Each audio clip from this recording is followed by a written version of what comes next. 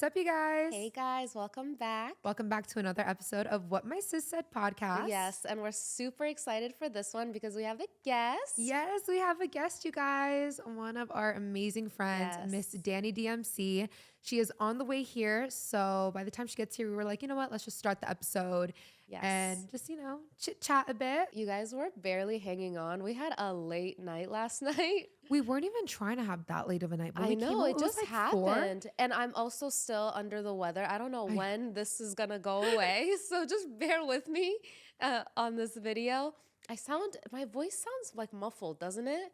It sounds muffled to me in my head. A little. Like when I hear myself. Like someone can tell you're sick. Yeah. But we appreciate you for pushing through. Yeah, for my sisters, anything for my sisters. And I'm super excited for this episode. So. And I'm like still forcing her out. But that's the thing, she leaves on Monday. Yeah. So I'm like, we need to have fun before you go. I've been taking medicine. I'm like, there is no way that this is gonna get in between my trip. Yeah, guys, we've been having lots of fun lately. And with it being 2025, the new year, I've been looking for like more fun stuff to do. Yes. Like I love living life. I love having fun. Yeah. Like for me, life is so short. Like, I just want to experience life. I just want to live life. Yeah. And I love experiencing it with you too. Aww, like sister. doing our little activities. Yesterday was actually the first time in a while we went to dinner by ourselves. Yeah, just us two, like a sissy dinner. It was a sissy dinner. We haven't done that in so long. Really? I feel like it's always just a sissy dinner at a nice sit-down restaurant. Yeah. We're always with family or with the babies, which we love, obviously. Yeah. Like we love spending time with our loved ones. But I miss our sissy dates. I know. Like we did have a sissy date. Yeah. And I feel that now with our lives being more hectic and us living in different areas, when we do hang out, it's like, oh, let's chill at the house. Let's order in. Let's watch a show because we're usually tired and doing stuff through the day. Yeah. And yesterday we went to a sissy dinner and went out. It was so much fun. I'm like, our hair and makeup is, it's like when our hair and makeup is done, it's like we might as well be seen. Yes. So I think we should be seen in more spaces. Yes. What do you think? I think so too. And that's where we are so excited to talk about today's sponsor. SeatGeek. It's not our sponsor. It's our partner, Naz. It's our guys. Like we love SeatGeek. I think they were like our first legitimate partner. Yes. And we love them so much, guys. Like SeatGeek just hooks it up. With over 28 million downloads, SeatGeek is the #1 ticketing app. There are over 70,000 events on SeatGeek, including concerts, sports, festivals, and more. There are so many new shows going on right now, like Kendrick Lamar and SZA. And to kick off the new year, SeatGeek hooked it up for our audience. Actually, anybody can use this code. You guys can use our code to get a little discount. It's What My Sis Said 2025 for 10% off. I honestly love using SeatGeek. So many of my friends have used my code. Yeah. Like it just hooks everybody up. Whenever I see like a concert out, I text all my friends, use our code. You just have it ready to go in your app. Yeah. But you know what's crazy? I was looking at the app and look, you can see the past concerts you've been to. Bro, Mel, remember Jay-Z in 2017? This was the first year like Mel and I started dating, and for his birthday, look, November 19th, his birthday is November 15th. We went to Jay-Z. Wow. And it's on my SeatGeek app. Oh my gosh. You used it for Drake concerts I used it for my Drake tickets too. Yeah. But yeah, there's so many cool shows going on, sports. They divide it pretty nicely. Broadway, Wicked the musical. I saw the movie. That's what I love. It's not just concerts. It's like musicals, shows, sports events. Right, Mamma Mia. Each ticket is rated from 1 to 10, so you know exactly what you're getting. Green means good, red means bad. Plus, every ticket purchased on SeatGeek is backed by their buyer guarantee. I think we should all collectively just take a minute, take out our phones, download the code. What is it, Naz? What My Sis Said 2025. And it's going to be there for you anytime you want to go to a concert or a show. Because people forget to do it. I get DMs all the time. Wait, what was that code again? Wait, what was the link again? Just everybody, let's, like in school when they're like, everybody. This is our SeatGeek. A pause to meditate and One minute, we're going to download the SeatGeek, everybody. Yeah, your future self will thank you. The link is down below. Yes. Use our code. If you guys have used SeatGeek, because we've worked with them for a while. Let us know what shows you guys went to. So once again, the code is What My Sis Said 2025, and that gets you 10% off any ticket on SeatGeek. Thank you, SeatGeek, so much for sponsoring this video. Yay! Dani's here, guys. I'm in the building. I can't cuss. I need to get my life you can cuss on here. I'm in the motherfucking building. Don't tell me I can cuss. You already know okay, how I'm gonna let's keep it PG-13. Okay. You already know how my Aries self is gonna come if you give me free reign. No, she got a mouth like a sailor. No, literally. But we are so happy to have Dani on. I'm so excited to be here. Honestly, thrilled. We've been talking enthralled, elated. We've been talking about having you on this episode, like having her on an episode for so long. Yes. And it was not about to happen because we'll talk about it later on in this episode, but Dani's moving to London. Yeah. She's a London gal. She's a London gal. She's in 6 days, might I add. No, that's crazy. We really all 3 of us really came together to make this happen. Yeah. It was honestly a full, all 3 of us effort to get the dates in. And I have barely any time left here. And we were like, no, we're going to make this happen. No, just the fact that you're taking the time to come on the podcast. You're in the middle of literally moving to a whole other country. There's so much to do, so many things to do, so many people to see. So we really thank you. Of course. What my sis said. I'm here, baby. I'm in the building. What my sis said. It's what Dani said today. Yes. But if you guys didn't know, Dani is one of my best friends. Okay, don't make me cry already. I haven't even started with my speech yet. But yes, Dani and I, we always talk about how on paper, when we first met, I always tell Dani, I'm shocked you liked me. That's her line. She always says that. And you know that's true. No, I get it. I do. No, I agree. I always agree with her when she says it. I love it because I feel like it gives people more insight to us, who we are individually. Yeah. And then the depth that kind of brings us together and why we get along. Right. I love that story of okay, these 2 people don't make sense. Now I want to know why they make sense. Seriously. And I feel like it gives us both more character to our personalities and wow, okay, this person does have more depth. And you can see how when 2 people that aren't the same connect, that's what we need more in this world is people that you'd think, okay, someone, and I know we'll probably get into this later too, but someone that's technically a part of the body positivity movement or, very conscious of loving yourself as you are and accepting yourself as you are. And then someone that's very pro do what you want to your body and plastic surgery and whatever makes you happy. Usually those 2 people wouldn't see eye to eye, but I feel like the fact that I see you, you see me, we accept each other as we are. We don't ever try to change one another or judge one another for the decisions we make. Isn't that what life is all about? Yeah. We need more of that. Coexisting, living in harmony. But yeah, Dani and I always say, on paper, when you just look at the 2 of us, you would be these girls would hate each other. I think I said this to my mom the other day too. We were talking about it, and my example is if Naz and I were in middle school together, Naz would be the cool popular girl, and I would be the cool alt girl, hanging out with all the guys and wearing cool clothes, but I, probably a stoner, but would look at Naz she thinks she's the shit, and she's the skinny popular girl. Skinny. Yes, skinny. Oh my God. Actually, no. I feel like Naz in middle school, she was accepting of everybody. That's what Naz. So Naz always tells me Paula, her childhood best friend, was the popular one. Yeah, but I feel if you just look at us now, on paper, how our personalities are or how we're portrayed on social media, I feel like that's what our characteristics would be. Is you give more mainstream Kardashian type vibe, where I'm more alt, cool girl type vibe. So if you put those categories into high school, I feel like that's how we'd be, and we wouldn't get along. We probably wouldn't have been friends. Our paths wouldn't have even crossed. And it's the universe brought us to each other for some reason. Guys, it's so crazy because there's been so many times Dani and I have been asked in public if we are sisters. So people have asked us if we're twins. Yes. No, it's so true. Sisters. Yesenia, our friend Yesenia said it perfectly. She put the hit the nail on the head. Yeah. She said that we have matching auras. I was just gonna say that. Yeah. I feel that you guys have the same vibe, but a different look. We don't look alike at all. It's just crazy. We'll post pictures and people are twins. Or you'll post a picture with Kayvon and people will be you and Kayvon look alike. And she's I birthed that boy. Can you guys please keep that compliment coming because that makes me so happy. When Kay was a bit younger, people would DM Naz and me a lot. Oh my God, he looks like you. I know, no, guys, when I popped Arya out with her cute little nose, Dani is she got her Zizi's nose. I'm Dani, shut up. If you guys don't know, Zia in Italian is aunt. So my family, my birth nephews, my blood nephews, they call me Zizi. Those are your blood nephews. What are you talking about? Okay, I know they are my blood nephews. What are you talking about? You're right. Should we I feel with the way we segued into this, we should tell them the story of how we met. Yes, 100%. We need to give you guys some context and background for the newbies. So Dani and I first met. I moved to LA in 2017. Wait, really? Same. End of 2017. I was August 2017. Wait, you know what? We just like jumped straight into this episode. We didn't even give like a background on Oh, you. yeah. Like, you know, we just Introduce me, girl. Yeah, like Yeah. what someone's like, who is Dani? Yeah. DMC? Oh my God. Dani is a world-renowned Yes. model, influencer, bad bitch, auntie, Tell them. Entrepreneur. fashion killer, Yeah. world traveler, but And no, just a good person. just a good person. That's all you guys soul. need to know. She's Yes. a good person. She's an Aries. She was born in Cleveland but raised in Chicago, kind of like Amen. half and half. Yeah, yeah. I was like 13 when I moved to Chicago. Midwestern gal. 100% through and through. We're the best. Yes, we are the best.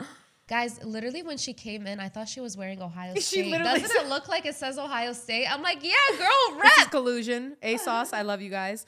But yeah, no, Yaz and my sister went to OSU. So we Yeah. are Buckeyes fans here. How baby. crazy is I that? know. Literally, I like we were know. That pretty is much so running the crazy. same streets. They're at almost one the point. same age. My sister's a year in between me and my sister. So my sister's a year older than you. Yeah. I know. So like she knows Crazy. like the bars by Ohio State and like, Yeah. High like, Street. We Girl, you probably used to be right. literally we Mel probably and I were crossed on paths. High Street. That's crazy. We crossed paths probably Yeah, while I I was know, going to it's school. so But wild. now High Street, like that whole short north area is completely different Yeah, than when I've I went to heard. school. yeah. Everything, like they opened up so many new places Yeah, and a lot it's of the upgraded places a I lot. would go to closed down. Yeah, it used to be unfortunately. gutter back in the Yeah, day. I It know. was the best. It was was. trickling. By the time I was going out, it was like trickling down. You were there at its prime. Yeah. Yeah. Like, you I feel like guys- my sister was too. Guys, Yeah, I like, will at its never change my college experience. Like it was beautiful to me. I Your loved sister it. like OSU. Yeah, as well? she loved it. Yeah, it's She a great loved it. college. It's so Yeah. pretty. And I was telling her a couple days ago because we were looking at gyms for some reason. Like we were talking about different gyms. And I'm like, to this day, one of the nicest gyms I've ever been to is RPAC at Ohio Oh State. yeah. Yeah. I haven't worked out seen there it. probably 2 or 3 times when Yeah. I would go visit my sister. Yeah, no, Yeah. it is so nice. It was Really? I've so never nice. all of the OSU facilities I feel like are Yeah. incredible. Even the Yeah. dorms my sister lived in, like everything was so nice. But we got sidetracked. Yeah. Oh, that's what we. Naturally. Just naturally. That's what we That's do. us. So Dani and I first met. I moved to LA in 2017, which you did as well, which is Yeah, crazy. yeah. And I remember. Wait, was it 2017? Yeah. End of November 2017. Yeah, we moved 'cause- Thanksgiving, remember? Yeah. You're right. I don't think I ever knew we moved here the same The year. same year. I moved the year I graduated high school. Yeah, So yeah, wow, that's 2017. I know. Way to make me feel I old. love dropping that bomb. No, I I'm had just just graduated college to let everyone know. kidding. Really? Yes. But I remember Boohoo was doing an event. Yes. Yeah. So the brand Boohoo, and it was for Pride. So it had to be May of 2018 Yeah, or I was thinking about 2019. this morning. Was it 2018 or 2019? I remember shortly after we met, I told you I was pregnant with Kayvon. Yes. So it had to be 2019. yeah, I think 2019 sounds more right. Yeah. Yeah. Okay. So it was May of 2019. Okay. So we go to this Boohoo event. I go with Mel. Yeah. And I And- go with the T-Bell. Yes. And Yeah. she goes with T-Bell. But just to preface this story, so T-Bell is her ex-boyfriend, Yes. which we'll talk about more Yes. later. Yeah. So wait, just to preface comfort this. hand. Yes. Just to preface this.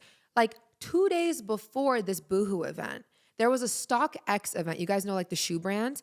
And that brand had a basketball tournament. So And I was at a shoot or another event, so I didn't go. Oh, you were not that? No. Oh, No, okay. I didn't go. So Mel entered that basketball tournament. T-Bell did, T-Bell, and also one of our other Justice, friends, yeah. Justice. And it's crazy. And we of course, all, T-Bell won. Shout out my ex. I was gonna say that. Like we all, like it's crazy. We kind of all the guys all met there, and they won first, second, and third. Yeah. Of So course, it's T-Bell, Mel, Justice, right? Or no, Mel was third. I roll. Mel was third. Yeah, but so they won like the top 3, and then they Yeah. kind of became friends after that. Yeah. So when we go to the Boohoo event, we're walking around, and Mel goes, "Oh, I know that guy. He was in the StockX tournament that I was." And just in." T-Bell said the same to me, like, Yeah. oh, I want to introduce you to this guy I just met. I was like, okay, cool. And I go, "Wait, I know his girl," because at the time you were going viral on YouTube for your boyfriend rates my bikini videos. Yeah. And you would be like in your little thong bikinis, like in the thumbnail. Literally, those videos were like getting millions of views at the time. I remember that. I think our most had like 11 million views. Yeah, like those crazy. videos were Crazy. going crazy. Yeah. So I remember being like, well, I know her. So when we walked up, like, I just immediately started talking to you about YouTube. Yeah. So, like, to this day, the guys would argue, like, who introduced who to who. T-Bell swore, like, those were my friends. I'm He's like, they were my friends first. Cool, but, like, Naz and I are literally, like, in a blood patch now. So, like, we're good luck ever trying to separate us.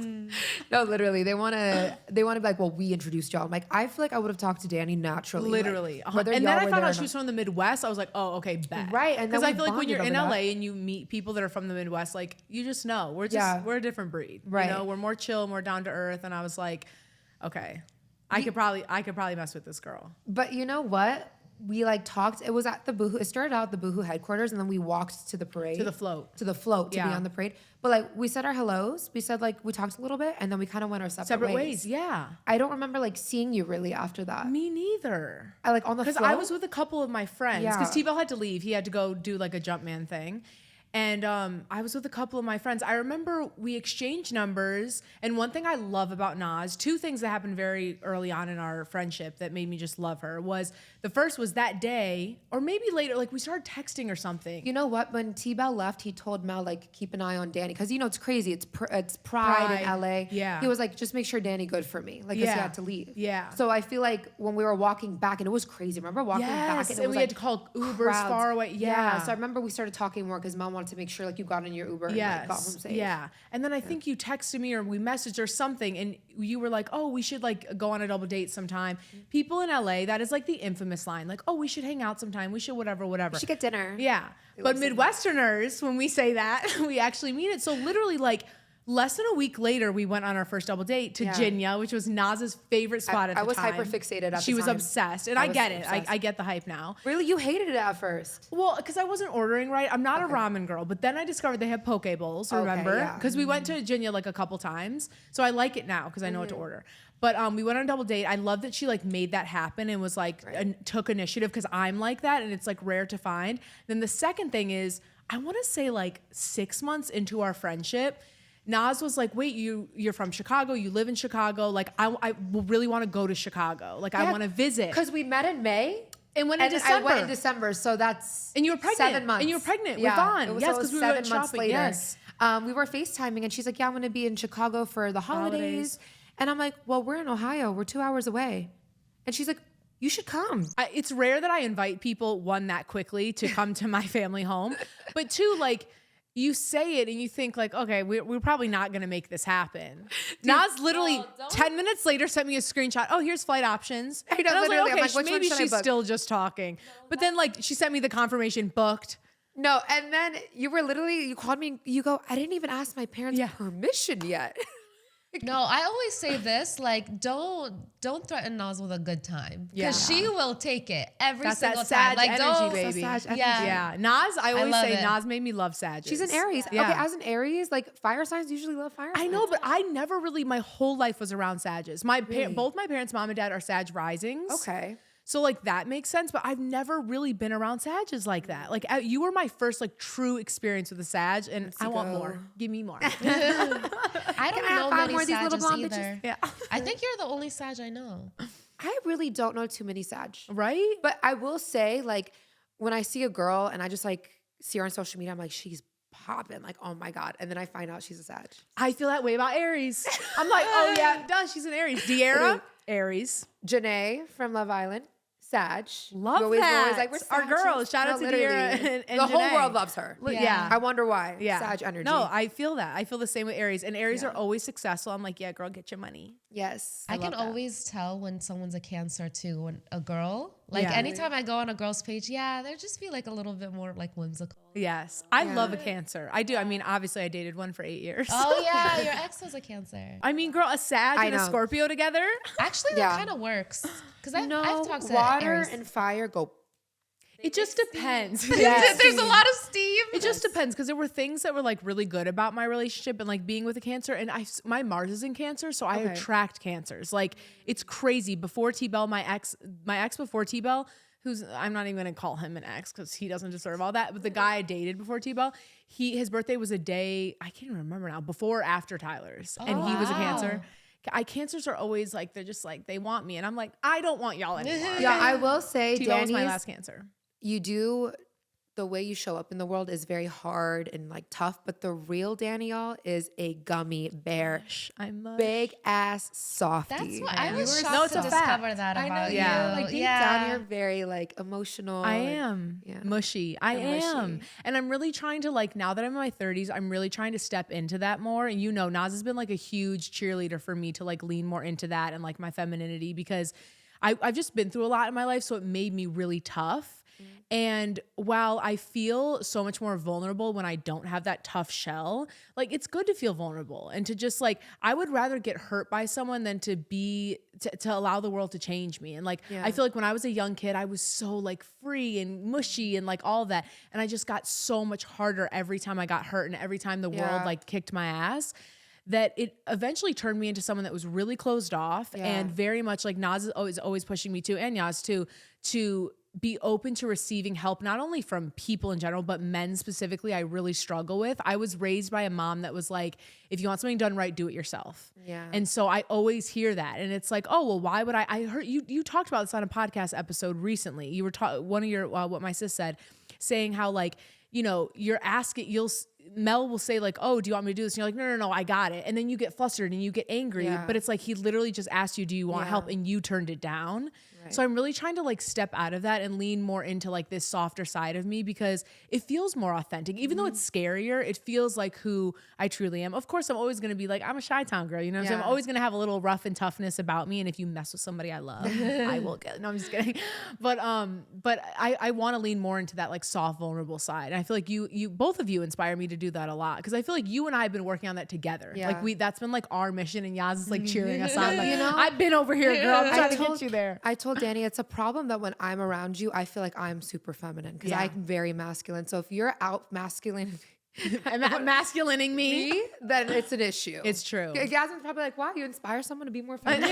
Believe it or not, it's true. Because I do feel like I was raised to be a loner. I think being bullied so much. And then obviously, you know, like with my childhood, like I was kicked out at 14. There were so many things that showed me I'm alone. Yeah. Whether it was, you know, my story of growing up and being fat, or like, you know, just so many things that happened when I was so young. I was like, okay, all I have is me. And it made me super tough. And like, I don't want to ask help of a man. I don't want to ask help of a friend. I don't need anyone. And then many people showed me like, you're asking too much. Or, you know, you and I have had this conversation where, especially my female friendships, women will make it seem like I'm too much, I'm too big, I'm too whatever. And it's like, that's the worst thing you could do, because then I will completely exit and go the opposite way. Right. So I'm trying to like just allow myself to be free and to take up the space that I need to take. And my astrologist told me recently, she said, I forget exactly how she said it, but she said, if you're blooming too big, you need a bigger vase. So if someone can't handle me, if I'm too much for someone, or my, you know, vulnerability or whatever, then I need a bigger vase. And I deserve to have a vase. I don't need to always put myself in a vase. You know what I'm saying? Or like, I want to be able to ask for help, and I want to be able to be vulnerable and to like open up in that way. But I also feel that you use the right word of saying allowing. Yeah. So a lot of times when you think about femininity, you think about being weaker, but it's actually being stronger, because you are trusting and you're allowing. Yeah. So it's not that you can't do it. Like all of us can get by on our own. Yes. We can if we have to. Yeah. But if there's an option, if somebody offers, you open yourself, you allow yourself. Yes. So that I feel that femininity can get really misconstrued, because when people think feminine, they think damsel in distress, helpless. You can't do anything on your own. Which is not okay that people think that anyway. That's already wrong. Why, why is it viewed that way? So I think that it has a negative like connotation to it, whereas it's more of allowing, being more free, more trusting, and not being helpless. If we could get by on our own, we can be independent. But if the option somebody offers, you're not like, no, I got it. Yeah. I can do it. Yeah. I want to show you how I can do it. I need to prove myself. There's a different energy goes into like, oh, you can, but if you're not able to, I can take over too. Yeah. And I feel like you've showed me that a lot. I feel like me, Naz, and Yas, we have really deep conversations like when we're by ourselves, which I really appreciate, because all three of us have really different views and aspects on the world and life. And that's what makes you grow. And I feel like one thing you've really shown me is the strength in femininity and leaning into that more, because I do feel like, and for me, someone that is a feminist, and I do feel like there's a lot of, misconceptions about being a feminist as well. I don't want to view being feminine as weak, because like, that's not what I believe or I want to believe. And I think I did view that for a long time. I think I thought, oh, if I'm going to be more feminine, then I'm weak and I'm dainty and I'm a damsel in distress, like you said. And it's not. It's actually a very powerful thing. And it's powerful to allow someone else to take care of you sometimes as well, not just financially by any means, but emotionally, like, physically, spiritually, like to allow another person to be like, hey, I got it. Like I shared with both of them recently. I went on a date with this guy in London, and I pulled out my phone. We were walking somewhere. We're both new to the city. And I pulled out my phone to like put in the GPS, and he kind of like laughed and he was like, what are you doing? And I was like, putting up the GPS. When me and Naz go anywhere, I always, like when we walk in New York City, wherever, I always lead us. And I was like, oh, just pulling up GPS. And he put his hand on my phone. He's like, I got it. And it was like, I know it's the most like minuscule thing. Yeah. I know it's the barest minimum. Okay. And I know we don't want to clap for bare minimum, but I'm going to clap for myself, because it's moments like those that really make me appreciate the new steps I'm taking, and like just being open in a new way, because it was such an aha moment for me. Like, oh my God, this is so attractive. This small, simple thing of this man being like, why would you even pull your phone out to try and lead us? Like, and I think that's what I'm looking for more of now, is like someone that, because I'm a leader, I'm a natural leader. Aries, we're the number one in the zodiac. We're the number one in the zodiac. We naturally want to lead. I don't want to lead all the time. I lead with my community. I lead with my career. I lead with my friends very often. It's like in a relationship, I want a leader. That's like one of the number one things I'm looking for now. Yeah. But see, it's different. Oh, sorry to interrupt. No, I'm saying that it actually makes the masculine feel good. Like it makes him feel like the masculine. It makes him feel like he can step up. And also, like, for example, the situation that you used, if you want to use femininity with that, it's allowing him first, and then if he can't, you'll be like, oh, okay, I got it now. But not leading with, you stop, I know what I'm doing, I can do it. Like there's a different energy. It's like, let him lead, and if he can't, you can take over. Like you're not gonna be like, okay, we're both lost now. I get it, Dani, because we're both perfectionists. We're all three perfectionists. Yeah. And it's like having this fear of disappointment. Yes. So it's like, well, why don't I just do it myself? Mm-hmm. But then I learned the more you do that, the more you. I don't feel that it's for it. I don't feel that it's disappointment. It's more like redirection. So, for example, if in her, I'm just going to use your situation because that's what we were talking about. For example, let's say that she didn't bring out her GPS and looked up the directions, and he didn't do it either. So she's like, okay, I got it. We got the direction. Now the ball is in her court.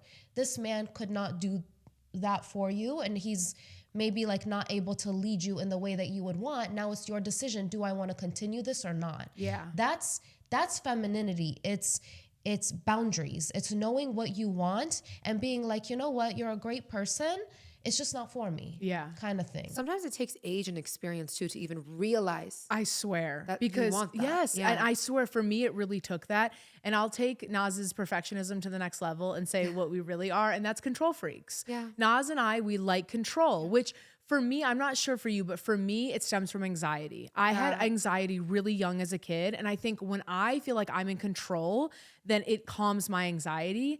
And it's crazy because both of us were raised by phenomenal men. Yeah. And like for me, I had a father. My dad is a leader. Like he is a strong Italian man. He is like a Capricorn leader to the T. And I think I read this really cool quote one time that my dad, alpha male, raised 2 alpha females or something like that. I forget what the quote was, but it was basically saying like, instead of my dad teaching me find a man like me, he taught me to be like him, which I really admire and appreciate, because a lot of men, especially cultural men that come from immigrants, are not like that. They teach you, and I have friends like that, they teach you find a man that has money, find a man that takes care of you. And I appreciate that my dad didn't do that. And he taught us that you are able and you are capable on your own first as a human. But also, I do feel like at times it made me like, oh, well, I don't need a man because I have everything that this man, this phenomenal man who's on the highest pedestal in my life, taught me. So I don't need. And now, since turning 30, that has completely changed. Now I'm like, okay, I have these beautiful things about me and I can add so much as a partner. Now it's time to find someone like my father that is a leader, that has all of these attributes that he taught me, so I can have an equal partner. Right. And we can both show up. You know what I mean? Yeah. You know, on that topic, so you were in an 8-year-long relationship in your 20s, which is such a pivotal time of your life. You guys met in college, right? Yeah, so we met when I was 20. I remember because I was talking to this my other boo thing. One thing about Dani, she always gonna have a roster, y'all. Not when I was in an 8-year relationship. Actually, no, yeah. Now I was gonna tell you, I'm about as faithful as they come. You're very loyal. Yeah, that's the Aries and the Italian. Yes. But yes, no. Before T-Bell, I had a ball, and I'm having a great time now. But so I remember. She got hoes in different area codes, y'all. Global codes. Put me on blast like that. Literally. That's not true. I'm a lady. But no, so I wanted to invite T-Bell to my 21st birthday party. I had a party bus, naturally. I'm so mad I wasn't there. I know. And you were like 10. Oh my goodness. Yeah, so you should have been. I was out with Yasmin. Yeah, literally. She was. Oh my God. But yeah, and I wanted to invite T-Bell, but I was like, no, because I had a crush on T-Bell at the time, but I was like, no, this is too intense. But yeah, so we met when I was 20, he was 21. So your main dude was gonna come to the party. You're gonna invite the guy you wanted? Yes. I love her. This is why we're besties. But yeah, no, T-Bell and I met in college and knew each other for like 11 years. Wait, which college you went? Robert Morris University. And it's no longer, it doesn't exist anymore because this other city college, Roosevelt University, bought it. But it's in downtown Chicago. But you went to college in the South. In New Orleans, I finished. So I graduated. I transferred to Loyola University in New Orleans. That's where I graduated from, and I was there for 3 years. So Chicago first, and yeah, then Chicago for 2 years. Then I did 5 years in college because I transferred and changed my major. Okay. Yeah. Really? I didn't know that. You changed. I thought you were a journalism major. No, I was an accountant. I have my associate's degree in accounting. Oh, wow. What? Like my dad. My dad was an accountant, yeah. My dad literally said to me the other day, he's like, I have no idea how you got that degree. Wow. That's amazing. Yeah, so I have my associate's degree in accounting, and then I completely switched to broadcast journalism and music industry studies, which was like, I double majored in those, and that gave me like the business track. And I remember kind of leading to my career, I was in a music management class one day, and I just had this like epiphany, like, because at the time I was like, maybe I'll be a music manager, you know, A&R, whatever. And I was like, why would I manage Beyonce when I could be Beyonce? No, I swear to God. I love that. I have no musical ability or musical talent, but at the time I was the lead news anchor for my school's news channel. And I loved it. Like this whole setup, lights, camera, teleprompter, mic. And I was like, oh, this is me. Yeah. Like, this is where I belong. And so kind of the collab of both of those really helped. I had to take videography classes, you know, film classes, history of journalism, all this stuff that taught me so much that ended up going into YouTube and my content creation career. Oh my gosh, Dani always yells at Mel and I because we don't use lens covers on our cameras. Because, you know, like you learned all that in college. Yeah. I'm like, well, not all of us have a broadcasting journalism degree, Dani. And another thing, Mel's going to kill me for this. I love you, Mel. But multiple times in our friendship, Mel has forgotten SD cards. And it always makes me think about how in my video, I had this phenomenal, shout out to Robert Racine. He was one of my favorite college professors of all time. He taught me more. I went back, they had my college had me come back to speak, which was really cool. Wow. And I was like, where's Robert Racine? I need to see him. And I thanked him because he taught me how to edit on Final Cut. Literally, he taught me everything I know. Wow. And in our videography class, he made us have these lists, and we would go out into the field and do interviews. I remember I did New Orleans Fashion Week one time, and I would, you know, like a news reporter and interview people. And we had these lists of things we couldn't forget. And he said at the beginning of our course, you're going to forget every one of these items, or at least 3 to 4 items one time. Let it happen once and never again. Yeah. And I swear to God, all the mishaps, I had days where I'd come back from being out on the field filming, no audio, no video, no whatever. Nightmare. Thank God it's never, knock on wood, it's never happened to me on YouTube. I've never forgotten an SD card. I've never lost audio. I've never lost video. Like because of Robert Racine and him giving me that list. We've had her. So Kwamel. Literally, no, we've had our problems. Yeah. No, it is a challenge when it's a whole setup, like an equipment. Yes. A YouTube video is just like a camera and then you can have a mic, you know? So it's like a couple things you worry about. But this is like a whole like production. When it's imagine a production, taking this and going outside. That's what we had to do in college. So you'd have to bring lighting, you'd have to bring headphones, you'd have to bring screens, cameras, different lenses, mics. Like, it was intense. And it's like it could all go downhill if like one button is not pressed. Yeah, and then you like don't graduate college. They would scare us so bad, our professors. Really? Yes. Oh my God. Before we continue, actually we just keep getting sidetracked. I know. But Yasmin specifically told me she wanted to discuss how you two met. Oh yeah. She said it's like a whole story. I know, that you we were won't talking about remember. this in Chicago and I don't remember. Okay, so remind me. I remember. It was really quick, but Okay. I remember because I was like, wow, this is such a sweet person. No joke. I love when people say that because I feel like for so long people would always say like I was standoffish or intimidating, and I used to like that because it was my protective barrier. Yeah. But like I am a really nice person. No, you are. So I You're want like people one of the to feel sweetest that. Okay, so I'll tell you the story of how we met. So it was a Pretty Little Thing event. Okay. And I wanted to go, and I don't remember why, but Nas couldn't go. Like I didn't have remember anybody that, to go with. Wait, was it a movie event? No, it was at the Mondrian. It was at like a pool. hotel pool like party. a hotel pool outdoor You party. took an IG picture for me, boo. She was in the pink dress. Do I have short-term memory? No, Yes. I was wearing like a bathing suit.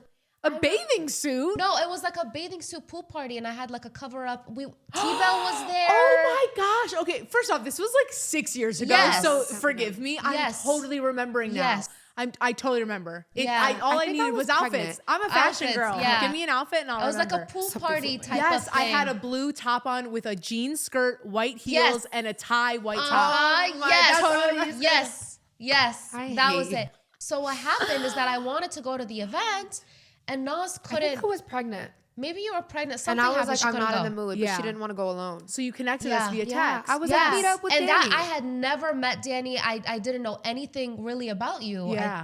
at that time. Yeah. Because And we I were was like, newly okay. friends, right? Yeah. Yeah. Yeah. And I'm like, I don't know if she's gonna be nice. I don't know, whatever. I'm like, I'm a friendly person. What's the worst that could happen? Yeah. You know, if she Yeah. like hates me, I'll just be like quiet. Who cares? Yeah.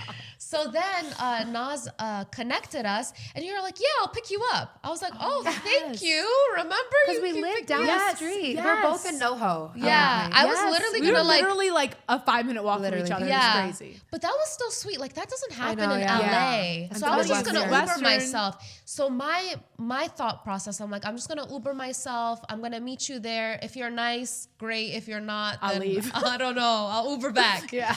You So know, because Yasmin, I was going to say, well, like, she was my friend, but Yasmin always thinks I'm too friendly with everybody, and I'll, like, make everybody Bro. my bestie. No, the second I don't meet mean her. it like is that. so friendly. No, it could get her in trouble because I'm telling you, one time I'll never forget this. We were just at this random like hot tub just chilling, and it was like these people there that we've never met before, and I was she's like, like, "Do y'all want to go back to our house?"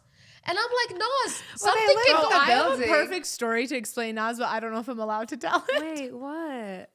Don't scare me. Okay, let me tell it, and then if it's bad, you can cut it Okay, out. what? Okay, so no, I don't think it's bad. Can I say that we? Oh, yeah. Oh, okay. Bro, what? Are we 12? I just didn't know. You know, like what are we keeping like a clean persona here? Oh, my God. Because Naz is crazy. No, okay. So we were in Vegas with on a couples trip. So we were all couples. Went to a strip club. Great time. But like literally. We're there for a reason. We're there to party, right? And of course, Nas starts talking to the stripper, which like loves strippers, okay? I fully support you. I'm very pro positive sex work, you know, all the things. But Nas starts talking to the stripper about her whole life story. And Yeah, like we're having like a heart-to-heart. literally having a heart to heart. I'm not even paying attention. 30 minutes goes by. The girl like comes near me and she's like, "Oh, so like your Auntie Dani, like your mom, like something about my nephew." And like, I was like, "I'm sorry, what?"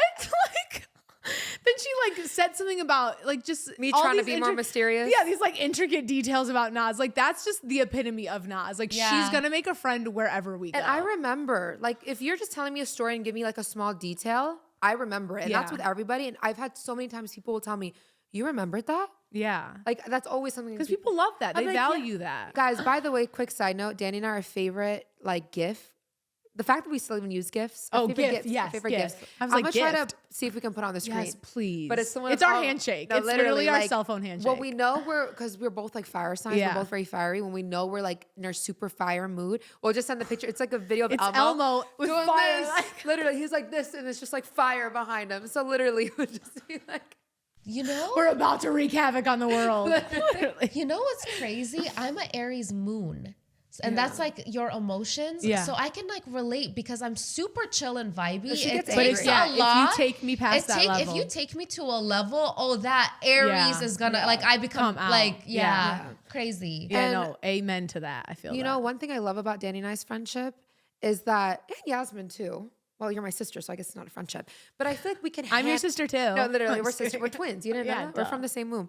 But the fact that I feel like you said, a lot of people can't handle us. Like we can truly be our authentic selves to each other. Yes. Like when we're in that true angry, fiery mood. Yeah. And we'll be like going off. Like the other person's just like, yes. Like we don't take it to heart. Yes. Literally. I don't want to get emotional. Let me collect myself. No, if you cry, no, I'll shut cry. up. Okay. I'm not crying. I'm literally not crying. Cry, okay, shut up. I'll Let me cry. just say what I want to say because it's going to be emotional. I just need to get it out because I was thinking about it. I'm not going to cry. Gonna make me cry. No, I'm not going to cry. Cancer, don't start. Okay, here's what I need to say. This 2024 was a really hard year for me. Obviously, I went through a breakup. I went through just a lot of like emotional turmoil and a lot of inconsistency. And is unreliability a word? Like I just felt like I couldn't rely on a lot of people. Yeah. And Naz said so many powerful things to me this year. One thing that really stuck with me is I was kind of telling her that I felt really alone and like a lot of people weren't there for me during this like hard time of my breakup. And she was like, for the, 5-6 years I've known you, you've never gone through anything. Like you've never really allowed us to be there for you through a hard time. I've never seen you go through something. And now is the time that you need people. Like I'm going to be here for you. And that hit me. Don't touch me. Oh. Don't touch me. 'Cause I'm going to get emotional. But that meant so much to me because I am always that friend. Like I will go hard for you 1,000 times out of 10. Like does that make sense? Yeah, like I ride will or die, ride or die to a fault. And the people I love super hard. And I feel like it's really rare to get that type of friendship back. A lot of people think they're ride or dies, but like when shit gets hard, because life is hard, life is muddy and life is dirty and like we're human. Yeah. We're all gonna make mistakes. We're never gonna be perfect friends. We're never gonna be perfect people. We're never gonna be perfect partners. But when life gets hard, to see someone in a dark time and to know like, okay, this is not my best friend right now. She's really going through it. But even though she's lashing out at me or she's whatever, I'm still going to support her through this and know that we're going to get through this. Like, is so powerful. And I feel like you just held me down in that way this year in a way that I would have never expected you to. I said to you, you were the last person I would have expected to hold me down the way you did, just because of how different we are, because of, what people might see from the outside. I know, don't cry. We're not crying. It's 2025, okay? We're lit. We're up, I know, baby. we're lit. But I just want to thank you for that because I feel like you just held me down and supported me in such a way this year. And my absolute favorite thing about our relationship or about you and who you are as a person is that you are as straight as they come. You call it like you see it. And that's how I am. And I don't think I've ever had a female friend like that. Yeah. I've always attracted women that are a bit more like tame than me, more like Yas, like that's like a Cancer that's more like flowy and like calm. And I like that. I'm attracted to that energy because it calms me down, right? But what I realized with you is like the two most perfect examples are Naz and I have gotten in 2 fights in our X amount of years of being friends. We've gotten in 2 fights. Both of them were this year because life was chaotic this year. One was in New York. By the way, I don't want them to make it seem like I'm this perfect person. I've had my moments. Like we take turns. Like who's crashing out? Yeah. It's no, like, our 2 fights. Naz crashed out the first fight. I crashed out the second fight. We're 1-1. Okay, yeah. So the first was New York Fashion Week. Honestly, both of our fights were not even about what we were angry about. So we don't need to get into the details of them. They were so stupid. But so the first one, we're on the phone and Naz starts yelling at me and we're fire signs. So like we do get fiery. And I was like, bitch, I don't know who you think you're talking to. She's like, bitch, I'm from Chicago. I was like, bitch, I swear to God. I was like, I don't know. I was in an Uber. I was like, I don't know who the fuck you think you're talking to. Call me when you got some sense. Hang up on her. I say to my Uber driver, I'm like, I'm so sorry. I had to get out of body really quick. I'll never forget this till the day I die. 2 hours later, 30 minutes later. 30 minutes. Okay. Not maybe even an 2 hour. hours. Maybe an hour. You knew I needed some time. I know. Most people in that situation, from my experience, pretty much all the female friends I have would have not talked to me for a week, maybe 2. Stop liking your Instagram. Stop liking my Instagram. Muted me on Instagram. Yeah. Had this like passive aggressive animosity, whatever. Same. Naz calls me an hour later, and she with the lightest energy, she goes, Mel's gonna kill us. She goes, I would rather divorce Mel than lose you as a friend. It's the first thing she says when I pick up the phone. And we immediately both start laughing. And the thing I also appreciate is we're not avoidance. Mel was right next to you. I know. Like, I was in front of Mel. I'm like, I would literally rather divorce Mel than us not be friends. And Mel just like, I know. We're not avoidance. We don't laugh it off and then move on. We talk about it. We talked about it to all the girls on our girls trip recently, like, joking about she was right, I was right, whatever.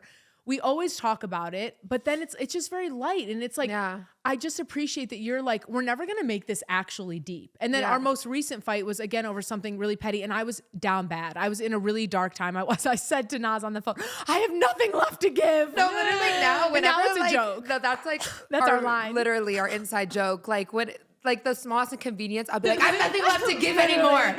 But I was yelling at Naz. I really was. And I lost my voice, so I literally couldn't even talk. Neither of us, I wish someone recorded that call. Literally, neither of us, we had just gone out. We went out the night before to the club. Neither of us had a voice. We're like yelling voiceless.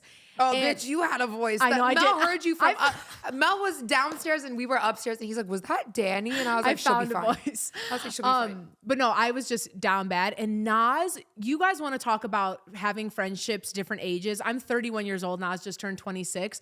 She was so calm on the phone. She literally said, I know that you're really going through it right now, so I'm going to like let you take some time. Like, I know this isn't who you are. Like, she was so calm. It was crazy. Too. Yeah. And like, it's not like you're mad at the person. You're mad at like everything around. And it's just like. But your ability to be able to see that, I don't think I have any other friend this entire year that was able to see me that clearly.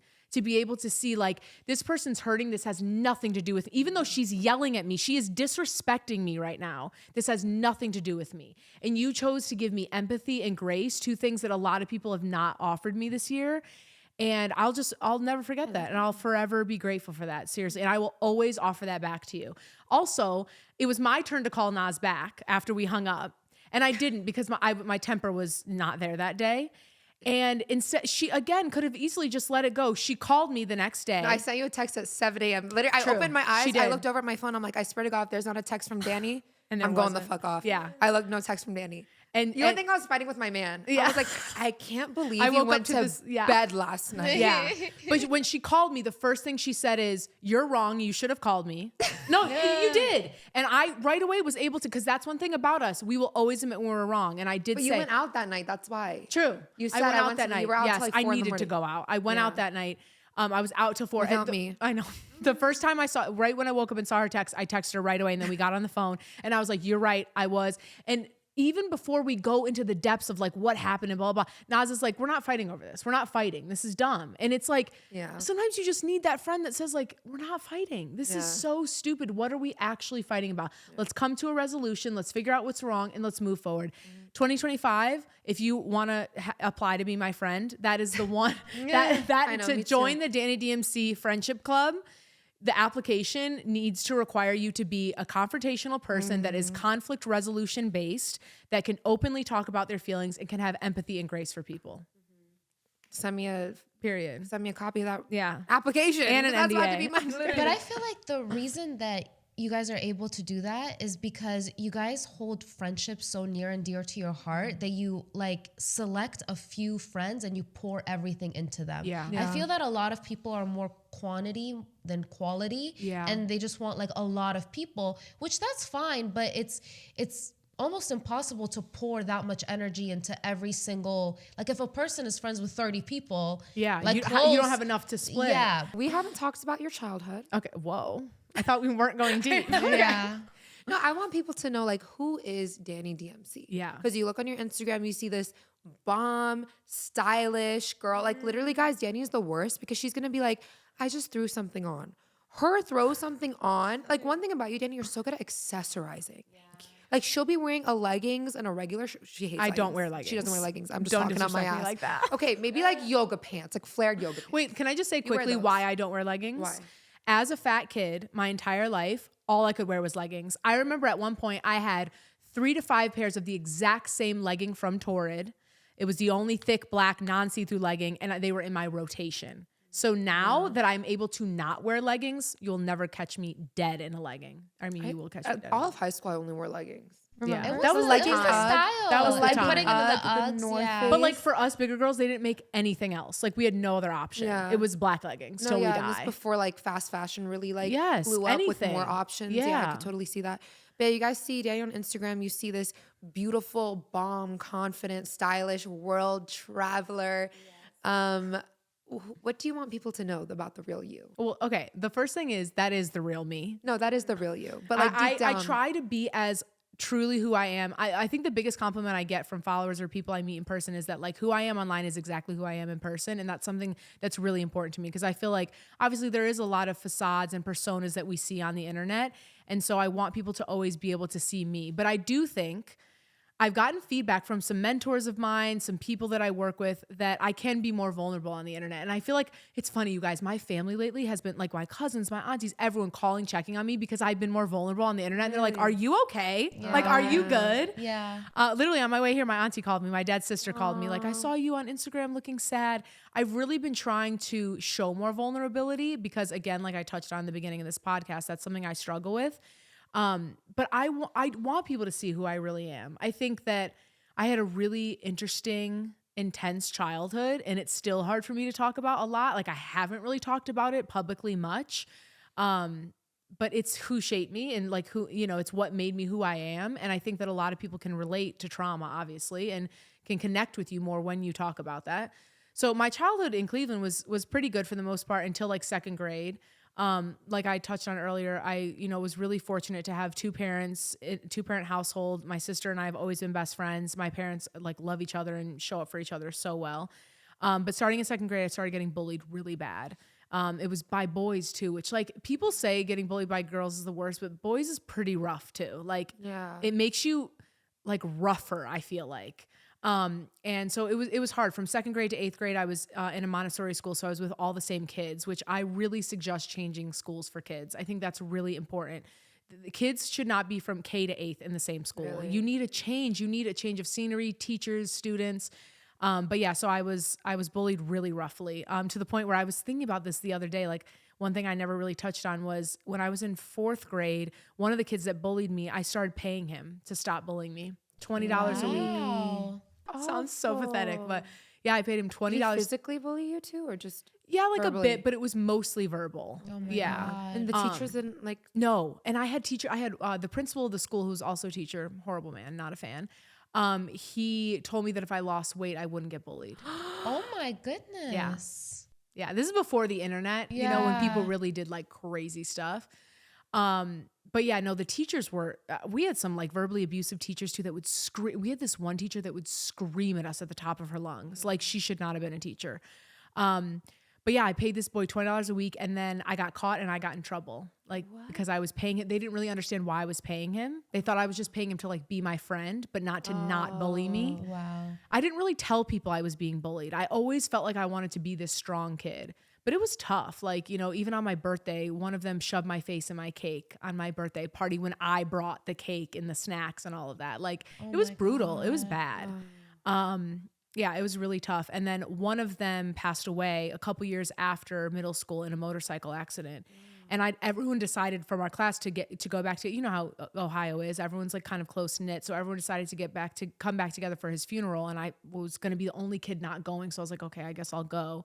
The other kid that bullied me hugged me at the funeral. My arms are like to my side. And he was like, I'm so sorry for everything I did to you. And he would be too. And like, it was intense. So my childhood was really hard in that regard. And I think it showed me really young that like, it's fight or flight. Either I'm going to agree with them and I'm going to hate myself and I'm going to be like, I'm fat and I'm disgusting and what these kids are saying is true. Or I felt really confused by it. And so I was like, I think I'm going to just lead with that and be like, I'm that bitch. Like, and I definitely became more of a loner and found a lot within myself instead of looking for those external vices or, need for approval or any type of external validation. I really was able to find within myself. And then the kicker was because I was so angry and, a lot happened. I started kind of hanging out with some rough kids when I moved to Chicago and just getting into stuff I shouldn't be getting into. It's funny because I was a virgin, didn't drink, didn't smoke, but I was a bit physical and I just was a rough kid hanging out on the south side of Chicago. And I ended up getting kicked out and like sent away at 14. So similar story to like Paris Hilton's story, which is crazy. I've never said that publicly. This is the first time I've ever said that. But yeah, so these people came in my room at 5 a.m. and like took me out of my home. Wow. Yeah. And it was really scary. And then I got sent to this wilderness program for 8 weeks. I had no idea like what was going on or where I was. Obviously, you have no cell phone contact with anyone. And then at the end of that, I was told that I was going to be sent to a juvenile behavioral detention center. And I ended up being there for 2 years, and it was awful. I mean, like you wear, you know, it's like jail. You wear all the same uniform. You wake up at 5 a.m. You run the track. Like it was bad. It was horrible. Like I had really bad PTSD from it for a long time, like horrible nightmares and stuff like that. And again, like all of those kind of situations taught me, okay, well, through all this, I have myself. So even though there were some really, really dark times, it showed me that like, okay, I can rely on me. And that's kind of what led to Dani DMC and me being this like confidence enthusiast and trying to teach people confidence, because there's nothing that will ever compare, no relationship in the world, to the relationship you have with yourself. And knowing that no matter what you go through, a breakup, being bullied, being, you know, taken and kidnapped in the middle of the night, or, you know, I was, you know, in a 9.0 magnitude earthquake in Japan. That's another thing I never really talked about. You will always have you, and you can always protect yourself and look out for yourself and show up for yourself and meet your needs and wants in a way that no one else can. So that's why I know that it's like I always say it's my unequivocal duty to pass that on to people. Like a lot of times I feel like I'm on mission on this earth. Like I'm here for a deeper reason. And it's hard because, you know, certain things have happened in my career in the past like year or so that really painted an image of me of like not who I truly am or what I want people to see. And so I think, to answer your question, like I really want people to see who I am, and that every single thing I do, I lead with good intention. You do. Whether it comes out as being a wrong decision or painted in a certain way, I always have good intent, and it's always for the betterment of humanity, of plus size people, of othered people. And that's how I always want to be remembered, and what I want people to know about me, 100%. Yeah. No, that's the thing, guys. Dani, her intentions are so pure. Literally, the purest intentions. Thanks. And I think it's really beautiful that you know, like you are so confident knowing this is your life mission, because people live their whole life. Yeah. Their whole entire life not knowing what their purpose is. Yeah. So just that alone is so beautiful. And a lot of people can't say that. Yeah.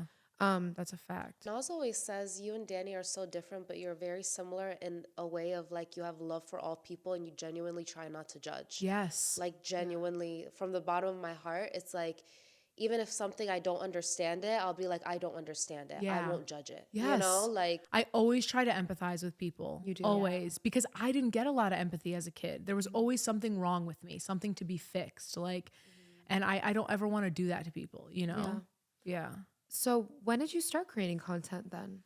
So when I truly started creating content was when I used to steal my mom's camera. That same story. Oh my gosh. I used to make the funniest videos. I would take my mom's camcorder and make like ads. Like I would make a whole show. So I still to this day, I don't understand why you weren't the next Shirley Temple. I know. Yeah. I'm going to put a picture on the screen. You're going to send me that picture of you that I love. Okay. Guys, Dani, like, still is a star, but like your childhood photos. Yeah. And my personality too. Like I had the personality to match. Bleach blonde hair. Like literally she was posing in pictures like with her cat. Like, oh my God, you were a star. Yeah. Like my mom, I think, wanted to do more. She put me in a couple modeling contests and I was like one or was in like top 3, but my dad was not with it. He was like, you know my dad. Like he was like, not like that. But yeah, I feel like that would have like effed me up even more to be a child star. So I'm a little grateful that didn't happen.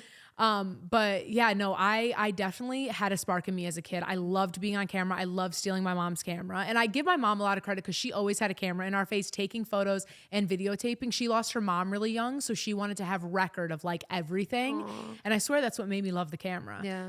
But officially, I would say I started content creation in 2017. I started modeling. I got signed after living in LA for only 2 weeks, which was incredible. The plus size modeling industry was like booming at the time. And I was like, okay, what's another way to monetize this and to really get my voice and message out there? And at the time, Instagram was just kind of starting to take off in that way. And I just started growing my following. I remember I was in a shout out to Sierra Rogers, her brand Babes and Felines. She had a shoot. Oh my God, I remember that. Throwback. Brand. It's still around. Really, yeah. Still around. Shout out Sierra Rogers. Baddie she put brand. a lot of us on. Yeah. And she posted me and she had like 1 million followers at the time. And overnight I had 11K. I had like 5K, woke up, had 11K. I was like, oh my God, I'm Beyonce. Like, so do not play with me. To LA before the I moved to LA and thought I was going to work on TV sets. I was going to be a PA. I had no idea what I wanted to do. Then when I got here, a family friend who's like a mentor of mine, she was like, you need to get in the plus size modeling industry. It's popping right now. She kind of like led me in that direction. And it was Were you not thinking about modeling before? Not at all. Really? Not at all. Wow. Yeah. She like really lit that fire under my butt. Would you think that you enjoy modeling more or content creation? Content creation. Really? I quickly learned that I was not seen, supported, felt, heard, or understood in modeling at all. I really, they airbrush my body all the time. I'm someone that I have loose skin, I have cellulite, and these are things that people want to see. But very similarly to the straight size modeling industry, the industry wants it to be copy and paste of what skinny models are or straight size models are, but in a curvy version. Yeah. They don't want to see fat people. They don't want to see imperfections or irregularities or whatever. They want to see, cookie cutter. I am not cookie cutter. My body is not cookie cutter. My personality is not cookie cutter. My fashion is not cookie cutter. So content creation allows me to be myself. Yeah. I can talk about whatever I want. I can do whatever I want. I can be whoever I want.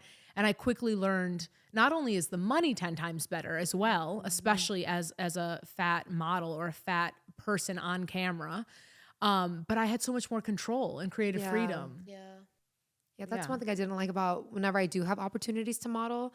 I'm like, I'm not in control of these photos. Like, they'll post whatever they want of you. Like, it's a lot different than what we're used to. Yeah, I had people like completely alter my body, like make me 2 sizes smaller than I actually am. And I'd be on set. I remember one time I was on set and this girl was like, one of the PAs was like, oh, your Spanx are showing, your shorts are showing. She was like, oh, those are my hip pads. And later on, she took her hip pads off and she was a straight size model dressed as a plus size model. You're lying. Yeah, she had hip pads on to make her have my body shape.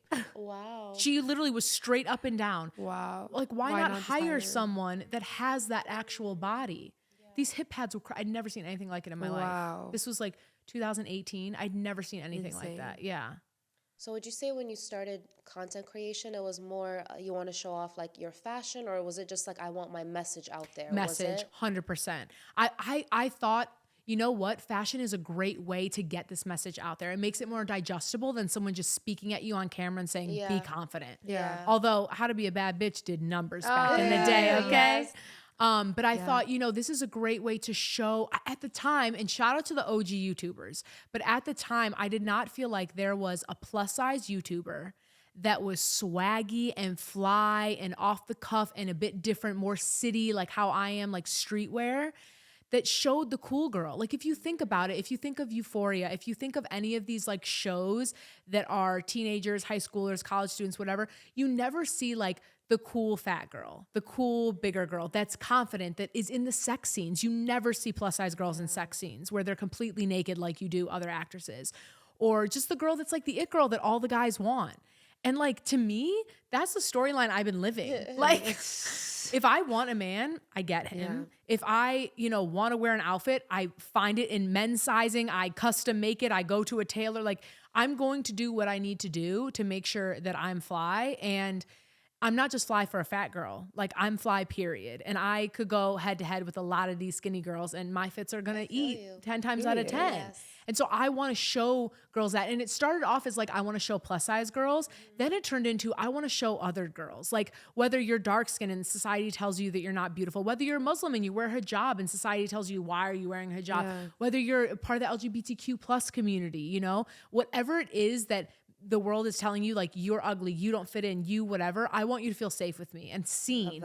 So like, I'm talking about being plus size, but fill in your blank of whatever society tries to tell you isn't right. For you, it could even be like how people always put you down for getting plastic surgery. Yeah. You wanted to do that. Yeah. That is your right as a person with a body. And I always say I believe in body autonomy. You do whatever you want with your body. It is yours. I choose not to do it. You choose to do it. And that's your right. Yeah. So it's like, you should feel safe to do whatever you want with what is yours, right. So I always try to just create that safe space that wasn't given to me when I was a kid. Wow, that's amazing. I love that. Look at my friend, y'all. trying. Look at my friend. You see why she's my friend? I love So you. would you say like you think LA was the right place for that? Did you feel at home, or was it kind of weird being in? She was in New York before that. Yeah, so I lived in New York. Yeah. Yeah, crazy. I lived in New York in 2015. I worked at iHeartMedia in Tribeca. iHeartMedia or iHeartRadio? iHeartMedia. It's owned. iHeartMedia owns is the okay. conglomerate that owns iHeartRadio. Okay. And I worked under a bunch of shows, Breakfast Club being one of them, which was so cool. my I used to do gosh, their I love write-ups that. for like what day it was. You know, like there's a national day every day, like National Sock Day, National Yeah. Pancake Day. I would always like write up lists for them and famous birthdays and all those things. So that was really cool. I loved New York, but New York was really overwhelming at the time. And it's funny because LA never felt like home. The 7.5 years I've been here, it's never felt like home. I've built a community that felt like home, but like it's just never felt like home to me here. I stayed because I created this beautiful career here. And I think it's very rare. I have a very unique story that I started my career here. Most people, like Naz, started their career back home. And then when they make it, they move to LA or they're about to make it or whatever the case may be.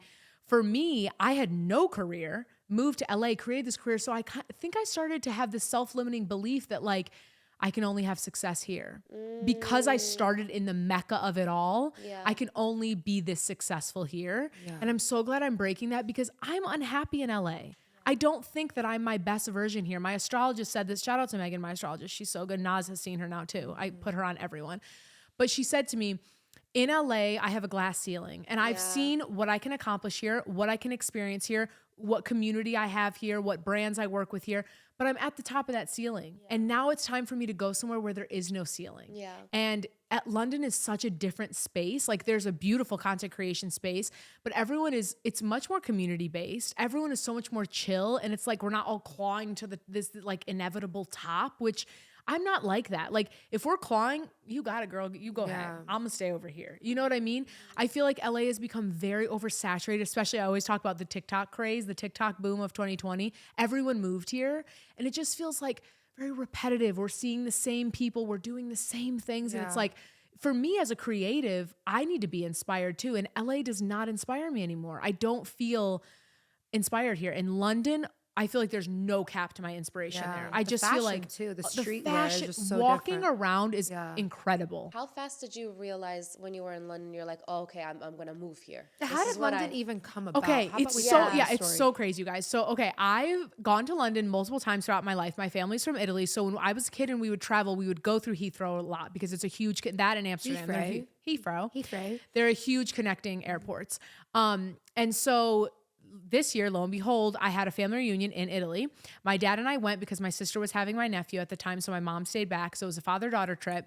And it's funny, I booked all the flights for us. So I booked my dad's flight, my flight, and for some reason, I was fresh off the breakup, but I just like kept postponing making my return flight from Italy. I made my dad's because he was going back to Michigan, whatever. But literally up until like 3 weeks before the trip, I had not booked a return flight home. And I was like, I need to go somewhere. I need a little eat, pray, love. I know. 3 weeks? Are they going to be like 3 days? 3 weeks? No, this trip was planned like 6 months in advance. And I was like, I need to go somewhere, eat, pray, love a little bit. And I thought about London right away. I've always loved London. I was supposed to study abroad there in college, but I had to get a surgery, so I wasn't able to do it. I literally flew to London and toured the college and everything when I was supposed to go, with my parents. So I thought, let me go to London. My parents' best friends have a flat in London and they weren't going to be in town. So they said I could stay there. Wow, free stay. We love it. So I ended up going there for like 3 weeks. And then I just felt like I was healing every day. I was outside on my own. Literally, I knew no one, not a soul. Yes. The walking, I grew up on public transit, being able to take public transit, read my book on the train, listen to music, people watch, fashion watch. It was just incredible. And each day I just felt lighter and happier. And I couldn't remember being in a city that made me feel so alive and so happy. And I kept pushing my flight. So I kept extending my flight, extending my stay. And then I was like, each day I was like, I could see myself here more and more. So then we were doing Fashion Week. So Naz and I, we do New York Fashion Week together. Now it's a habit. It's our thing that we do. Just an excuse for us to go to New York. Literally, at this point. literally, we don't even care about the events. We're just we're like, let's go eat and be cute in New York, take pictures. Yeah. But so we go to New York Fashion Week, and after I was like, I should go to London Fashion Week and stay in London to really see, could I see myself living there? Because I had these like feelings, but I'm like, am I really going to move to a whole new country? Like, this is a big leap. And I've never lived outside of LA since I've been in this career. For a while, I've been thinking, should I move back to New York? Should I move back to Chicago? But nothing ever stuck. You know, I've been saying this for years. Naz can tell anyone, like, I've been like, girl, where should I move? And Naz is like, you're not leaving me. Stop playing. And guys, especially before she got her green card. Right. And Dani's a weirdo that loves rain. She loves gloomy, rainy weather. Like, it makes her so It's happy. what we grew up with. So for me, it's like nostalgic. It is cozy, but I don't couldn't like live the in sun. See, that's how I feel about LA. If I want sun, take me to Mallorca. Put me on a beach. You know what I'm saying? I don't want to live. Before we left for Christmas break, I'm in college still. Before we left for Christmas, it was 80 degrees the day before I left. That might sound good to you. It's not good to me. Like, it's Christmas. See, Dani, you know me, Miss Non-Fashionista. I like just wearing my little dress and flip-flops. No, I need layers. I want a trench coat. I need a scarf. But yeah, so when I went to London Fashion Week, all these things started happening. I already was like dating a bit this summer, but I started dating really quality men. I was meeting phenomenal friends, great business contacts. There are more events in London than LA ever could have. Wow. I'm telling you, it was like Snapchat event, Bumble event, you know, tequila event. I don't even drink. You know, it was like these huge Audemars, what is it, Mel? Yeah, Patek Philippe, Audemars Piguet. Yeah. Range Rover, these massive events that were done way better than LA. So now I'm like, whoa, not only is there really an industry here, but like, it's kind of better than LA. And they know how to party. Like, British people, they know how to put on an event, yes, and dressed down. Really? Like, yes, Naz would have her stylist on speed dial. Like, we really got to put these looks together. You got to style me when I come to London. Yeah, no, for real, because it's like, it's my black maxi dress isn't gonna cut it. No, it's not gonna cut it. And that's how I know, like, I am not supposed to be in LA. When I go to London, I get so much love. Like, oh my God, you're fit, your hair, you're this, you're that. Everyone says like, oh yeah, you belong here. Like, we can just tell. Wow. And so it makes sense. And you know me, when something makes sense, I'm gonna do it. I'm gonna take the leap. That's one thing about me. I have a lot of courage. I love a thrill. I love an adventure. And like, why the fuck not? I'm never gonna be this young again. Naz always tells me, I'm never gonna be this single again. I'm never gonna be this childless again. Why not? Naz always reminds me about the kids. No, literally. I always my friends are like second guessing everything. I'm like, yo, you don't have kids. Go. That's how I felt when I moved to Miami. I'm like, there's nothing really like holding me here, except for like Naz, like my family. But if they live here, you can always come back. Right. Yeah. You know? And I have a spot to visit. I know. I have a spot to visit here, and you have a spot to visit in London. Yeah, my guest room is literally yours. I know, 100%. One of my friends just moved to Woodland Hills, and she was like, you know, you have a place to stay whenever you come, although I highly doubt Naz will let you stay with anyone else. I was like, yeah, no, I'm going to be honest. I'm staying with Naz. No, like, KK was like, is Auntie Dani going to come see me and take me to Dave & Buster's before she goes? Okay, well, like, wait, guys, we got to talk about that. That's one thing about Dani, y'all. Like, when I say she is family, she literally, like, I was out of the country and she came to my house to hang out with my parents and my kids. Oh, yes. And came on a Dave & Buster's. And it's not even just that example. Like, and I cooked for them. Yeah, literally cooked for them. Like, she would call me and be like, hey, I want to come visit you and the kids this weekend. Like, she would make the initiative and be like, what day can I come? Yes. And when you would go out of town and Mel would be alone with the kids, I always try to show up. You know, come hang out with Mel and help in any way she can. And I'm like, that's like a true friend, y'all. I get it. Not everybody that's family. Like has the time, but just the fact that your brain even like works that way. Yeah. That's that like, familial point I'm talking about though, is like our cultures are so big on family and seeing how much you love and support your family. Like, that's something that's so important to me that I do think a lot of people lack. And I know you struggled with that too when you first got pregnant with Vaughn. Is like, everyone always says when you have your first baby, you see who's really your friend. Because a lot of people disappear because they're like, oh, well, I'm in my... she has a baby. Like, like I don't have a baby. Yeah, exactly. And it's like, okay, if you can't come because you have a baby, I'm coming to your house. Exactly. And those babies are my babies. And that's the thing. I think a lot of people who, if you're someone who doesn't have kids yourself, I feel like you just don't even, your brain doesn't even like think that way. Yeah. So I give people the like grace because I don't even think I would have thought that way too before I had kids. I feel that some people in the back of their head is like, I don't want to bother. I don't want to bother. But guys, my number one advice to anybody listening to this, when your friend has kids, like still send the invite. Yes.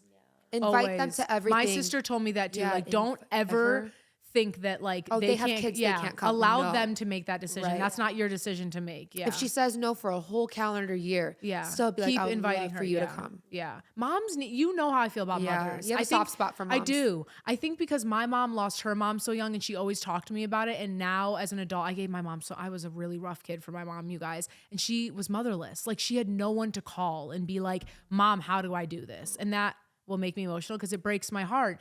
And so I do feel like I have a soft spot for moms. I feel like we don't appreciate and uplift, especially in American culture. Yeah. We don't appreciate, respect, and uplift mothers enough. Yeah. I feel like it's just like, even I'll take the train back home and like people won't get up for a pregnant woman. London, everyone gets up. And it's like, you know, or women with strollers, like everyone's helping them. It's more community based. Like that's how Europe, that's how the Middle East it is. America, it's like no one forced you to have those kids. Yeah. That's their mentality. Like, no, you made that decision. Yeah. Like we just need to have more love and support for, you know, mothers that are trying to have kids that can't, mothers that are pregnant, mothers that have had kids postpartum, and then moms that have teenagers, you know, like the whole spectrum of like motherhood. It just seems so intense to me. And I feel like again, coming back to the fact that I am able to empathize with people, I feel like makes me just have a lot of empathy. Like you have 3 kids, that's a lot.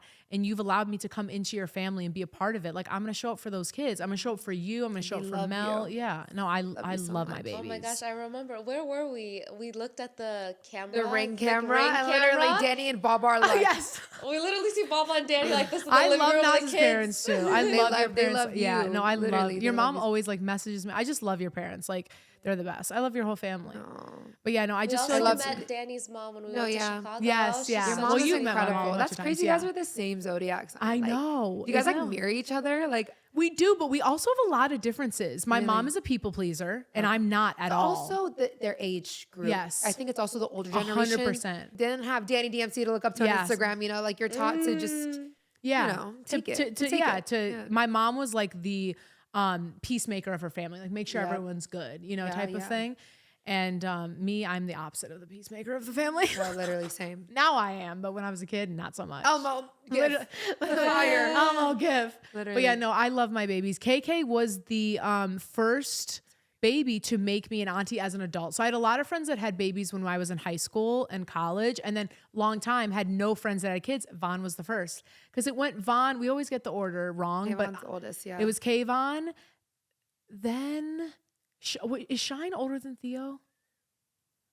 Okay, well, it's some mix of Kayvon, Shine, Theo, Bray. Yeah, they all kind of just came. Yes, like they just like domino that. effect. Yeah. And the twins. It's crazy. Like we said, I found out I was pregnant, I think in June. I remember sitting you down, like, I think we were 2 months deep into our friendship. And we were sitting at Katsuya and I was like sitting there holding your hands like, I'm pregnant. Yeah. Like we literally just met 2 months ago. And you're like, oh, I'm going to be an auntie. I was so excited. I know, it's crazy. Yeah. And you know, there's a statistic that says that friendships that last 7 years are destined to last a lifetime statistically. Yeah. And I think how many years? We're 5 years in. Okay. We have 2 more to go. Okay, bitch. Get your life together these next 2 years. So, I mean, it's going to happen. No, duh. We both have said, like, I feel like that's the thing is I've said to friends before, like, there's nothing that could happen that would end this friendship. I don't think anyone's ever really said that to me. Really? And I think it's shown recently that people don't have a lot of fight. And I feel like that's how you are, is like, you say to me all the time, like, I would rather die than lose you as a friend. I told Dan, like, you could literally beat my ass and I'd be like, she just had a bad day. Yeah. Like, you just had a bad day. Like a toxic relationship. Like, she's had a bad day, you guys. No, but seriously, that's one thing I love so much. It's like, I know I'm not going anywhere, you're not going anywhere. And if we tried to go somewhere, the other would like not let it happen. Like we wouldn't let it happen. Yeah. Like I'm not just gonna like ghost. Yeah. I was like, I'm going to get on the next flight to Heathrow. I'm going to get my rushed visa. Literally. Have to get a visa. I just want to let everyone know too, the only reason Naz is supporting this move and like being kind and happy, she hasn't given me shit at all about leaving LA, is because she got her green card. Yeah. So shout out to Kwame Wade and the US government for taking way too long. That's my American boy over there. But literally with you also living, so Dani lives in downtown, I live in the valley, like it's during traffic hour, a good hour and 15 minutes. Yeah. And you know, parking in downtown is so hard. Like you always and Naz is scared of downtown. And I'm scared of downtown. Don't lie. Yeah. Should we tell them the story about the guy? Literally, I was already so terrified to drive to downtown at night and park in the lot by myself. Naz is from the burbs. And Paula was with me, and we get out the car, and this that guy. This homeless guy comes up and like literally comes out of nowhere. and starts walking up to me and goes, "You better have nothing valuable in that car because I'm gonna take it." Oh my god! And I said, "Are you gonna tell the end of the story?" And I'm just this is me. So I get to Dani's apartment. I tell the security, and then they have me move my car, and I have to pay like $30 to park in her building. By the way, bougie. But literally, Dani, I tell her the story. She goes, "Oh, him? He's always there." That's like that's David. Yeah, that's David. Oh my gosh. That's his lot. That's what he does. And he did steal Sammy's camera one time. Oh, he's not playing. He's not, but she left her car unlocked. But to him, he's like, "I warned you, bitch." Yeah, like I told you. I'll never forget the one time you came downtown though, and a bunch of us girls were walking downtown. It was a sunny day, and Naz, this was so annoying because Naz goes, "Okay, I actually kind of see like why you like this. We're like walking to a restaurant. It's a really nice day. Dani walks around downtown at night by herself. Girl, who's going? I dare you to try it. But we're walking, and Naz literally a block before this happens goes, "Okay, I like kind of get it, you guys. Like, 'cause she's with a bunch of us that live downtown. We turn the corner." We walked past a group of guys. No, we didn't walk past a group of guys. They were in their car, and you saw. No, first we walked past a group of guys. Okay, yeah, that already scared me. I was like us. a little shaken up.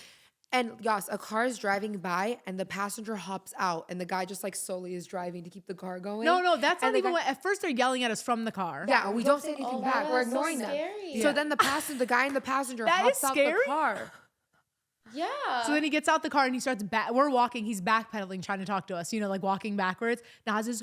I literally have no like blood flow in my hand. Like my nails I have no blood. So Dani talks back. Yeah, I'm fucking with him. I'm messing with him. I'm like, bro, Dani's what you rude. want? Like, Dani, you're aggressive back. Yeah. Like me, I just keep it. I'll say thank you. I'll be like, thank you. So then I was like, okay, no, seriously, like now leave us the fuck alone because you're scaring my friend. Remember I said that? And I was like, he did. My nails were so deep into Dani's arm. I'm like, but one of our inside jokes is muskrat. Have you guys seen Meet the Fockers? Yeah. So whenever the dad would like be kind of rude to the other parents, of the their son-in-law's parents, the wife would tell her husband, muskrat.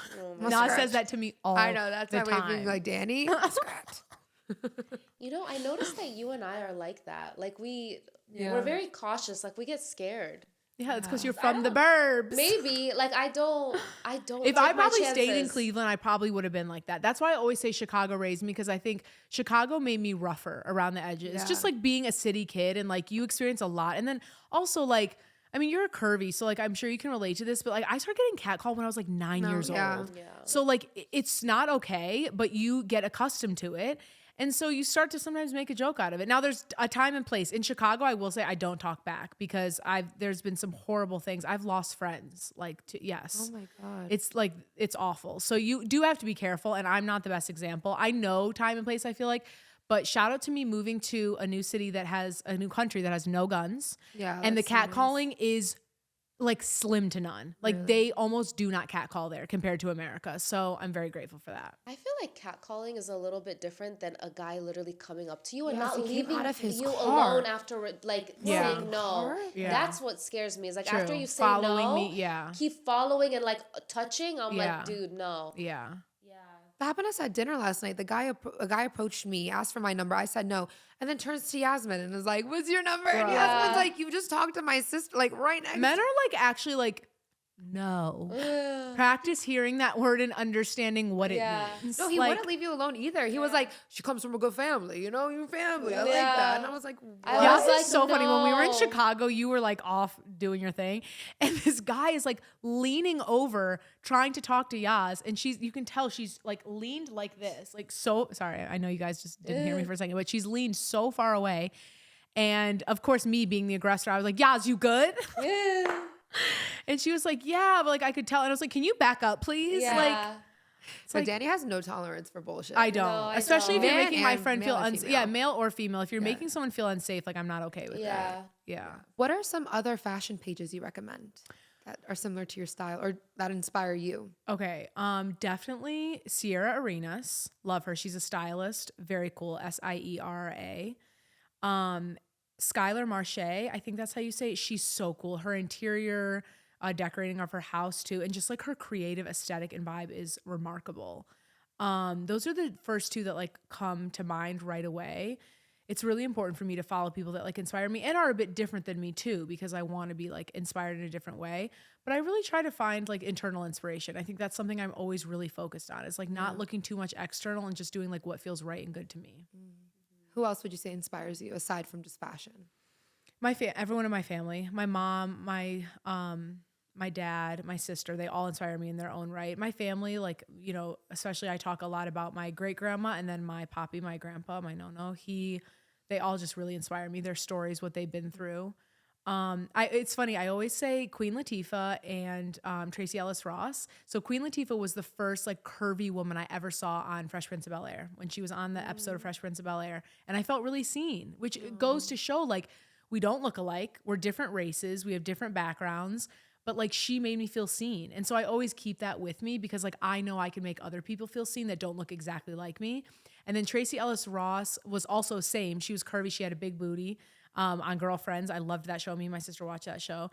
And then now she really inspires me. I love that she has really been able to create so much success and happiness in this really like open, vulnerable persona online and social media.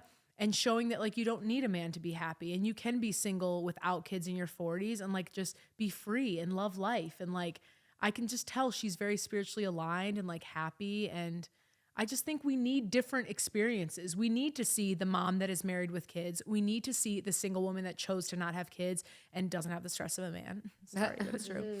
You know what I mean? And all the in between. So yeah, they really inspire me too. So going from being in a relationship for 8 years to now being single, living alone, how was that transition?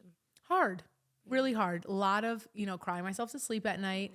The beauty is that T-Bell and I are still good friends. We're still amicable. I literally talked to him yesterday. I feel like that makes it a lot less dramatic than someone like being in your life for so long and then it just like ending right away. Like that's hard and scary. But it was a huge transition, but I think it was the right transition, you know, like being able to make that decision for yourself. And there's a lot of people that would have stayed in that relationship because, you know, Ty is such a great guy.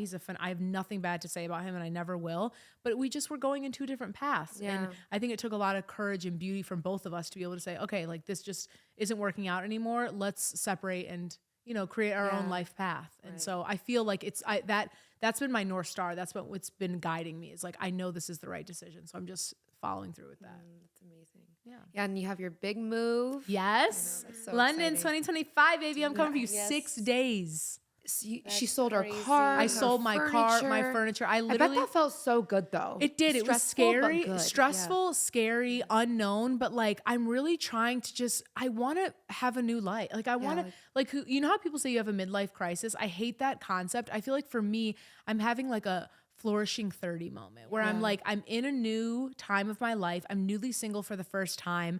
I'm moving to a new city. I want to change a lot of things. And I think I've really gotten in this cycle, especially in America, of overconsumption. We're the home of capitalism. You know, I'm driving a G-Wagon. I have more than I need. And I purchase without thinking. Yeah. And I don't want to be like that. I want to be conscious. I want to be aware. I want to be aware of my carbon footprint. I want to be, you know, aware of how much I'm consuming. And I feel like it feels good to let go and just start over. Yes. And I'm ready for that. I love that. I can't wait to, you guys, we can watch her document this entire journey. Yes. Because she made a TikTok page completely about your travels. Yes. So basically, I made a TikTok page. It's called Eat, Pray, Self-Love. I love that. I love it so much. We'll link it down below for you guys. And it's all about like the chronicles of a 30-something, I'm 31, but I say 30-something, newly single US girl moving to London. And yeah, it's all about like everything that I'm going through. And it's been really successful so far and so much fun. And then obviously you guys can catch me on Instagram, Dani DMC. And then my normal TikTok is It's Dani DMC. And then YouTube, I'm vlogging the whole process. I vlogged a little bit today. And yeah, I'm on Snapchat as well. I'm on Facebook, all the things. All the things. Yes. You know, before we close out this video, since you're newly single, we want to play a little Kiss, Marry, Kill. Oh, let's get it. Kiss. Yeah. Fuck, marry, kill. Yeah, fuck, marry, kill. But we want to see what's Dani DMC's type. We want to know. I know her type. I could literally paint. She could literally paint my type. I could paint Dani's type. You have a very distinct type, but she's been opening up lately. Like I have, which is crazy. Like you've been finding like lots of men. She's just feral right now. She's going to Islam. Bitch, we going to Islam. No, she likes herself a Middle Eastern man. That's why I keep telling her, mashallah. Mashallah. But Baba was sitting you down and was like, Baba Dani? literally said to me, so this is when Naz is in Spain. I went over to cook for them. And he goes, okay, Dani, now that you're moving to London, you need to meet a nice Muslim guy. I'm like, Baba, what? Like, mind you, Baba's not even a practicing Muslim, okay? He's like, you need to find a nice Muslim guy. And then Mama goes, yeah, a sheikh. Is that what it's called? A sheikh. Yeah. And I was like, what are you guys talking about? I go, Baba, no Muslim guy's going to want me. I literally have a shaved head and like I give like I'm not going to listen to you. And Baba's like, no, they'll want you. They'll want you. I'm like, okay, Baba. That was so funny. But yeah, no, I'm trying to be more open-minded because I feel like I've always like had the same type. And it's like, you know, that hasn't always worked out for me. Why not try something new? Yeah. Again, now is the time. Now is Seize the day. Now All right, give it to me. Yes, I'm ready. Jacob Elordi. I know, they're not your type. Not at all. Liam Hemsworth. Kill. No, what? You can't give me like the straight Liam and narrow. Hemsworth or Ryan. Would I say Ryan Reynolds? Okay, I'm killing them all. Neo, Chris Brown. Who's Kylie Jenner's baby dad? I'm sorry. There's no way. Scott. There's no way you think Neo or Chris Brown are my type. Okay, I'm killing Neo. Travis Scott, Kendrick Lamar. Wait, okay. Okay, we're starting over. Okay, we're starting Travis over. Scott, Kendrick Lamar, or who else? Drake. Okay, I'm killing Drake. Really? Yeah, no, I don't like pretty boys. Yeah. Yes, you do. She loves. Like, I'm gonna she marry needs, like, Travis a pretty Scott. Face on her man. I'm gonna marry Travis Scott. See how I know you? I was like, I was like, what's Dani's? And I said Liam Hemsworth. I love If braids. I had to pick one, I'm like Travis Scott would be. The I love type. braids. And yeah, Kendrick could get it. I think he's short though. Yeah, he is short. Yeah. You know, I'm actually watching Insecure right now. So Daniel. Okay. You're fucking Daniel. Wait, I forget Daniel. Daniel's the one that's Issa, with. she. Oh yes. Who? Yeah. So, sorry for the spoilers. I know what I was. Okay. Yes. Okay. Daniel. Okay, Daniel. Her dude Lawrence. Blue. His name's Blue in real life, isn't it? I don't know his real name. Or maybe I made that up. Lawrence. I could have made that up. Okay, Lawrence. Nathan. I was gonna say Nathan Lawrence. Okay, Nathan in real life, I love his energy and aura. I feel like he's like a really spiritual guy. You know, I like his voice. I'm a sucker for like a spiritual guy. Yeah, he's a great voice. And he was at a ton of like protests and very active during the protests during 2020. Okay. And I just love when I see like celebrities and people do that. So I would marry him. I feel like he's like an insightful, deep guy. It's funny. I literally just said I don't like a pretty boy, but I feel like Lawrence does something to me. Bro, Lawrence was getting he's tall. See in that show. I know. I was like, what? Like, and Daniel would be more you'd think my type, but I think I'm gonna kill him. I think I'm gonna kill him, and I'm gonna give Lawrence some of the goods. Because he was really sensitive. Yeah, I don't like that anymore. I know Daniel was really sensitive. Yeah. Like even when Issa would be like, "Oh, you yeah, no." Yeah, it wasn't my okay, go. A$AP Rocky. Why did you pause and look at me? That I know. Okay. Jason Tatum. The football player? Not Channing Tatum. Oh, okay. Burna Boy. I don't know what Burna Boy looks like. Really? No. Wow, someone doesn't listen to Afrobeat. I love Afrobeats. I just don't know what he looks like. Okay, so A$AP Rocky's getting married and fucked. Oh, he's cute. Nigerian. And killed with his pussy. No, I'm just kidding. Oh my God. No, I'm kidding. But all respect to Rihanna because you're the only woman that I would allow him to be with. Okay, and then Jason Tatum I'm gonna kill because like he doesn't really do it for me. And then who was the last one? Burna Boy. Burna Boy, like I'll give it to. This is mean, but like Burna Boy's face doesn't do it for me. But his body and his hair, I'm about. I like his hair, the braids. Yeah, and he has like an aura. He's got that. Yeah. You know, Nigerian men are like top of the top, baby. Nigerian auras are just like I'm a man. You know what I'm saying? Yeah. So he gives that. Masculine? Yeah, masculine. Yes. Yes. Okay, Kai Cenat. So we're saying the name Kai, and that's not. I know, that's your baby's name. Kai. Are you on YouTubers? Drewski. Okay. Can you Google him so I can see what he looks like? Kevin Hart. Kevin Hart. Okay. Kevin, love you, babe. Killing you. He'll make you laugh, though.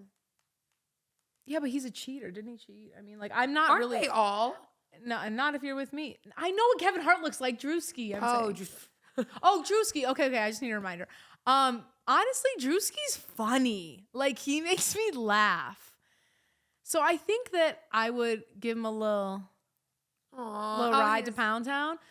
But I would marry Kai. You know, Kai's gonna kill me for saying this. That's the homie. We go way back. It's like, Kai's gonna kill me for saying this. He is a shorty, and I am not really a short king.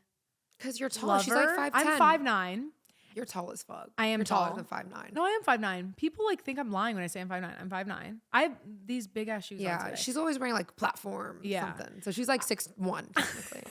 I like a guy that's 6'4" or above. That's like my ideal. But Kai, you're a daddy. Like, I'll give you that. You're very handsome, very attractive. You look very clean. I love that your hair is always done.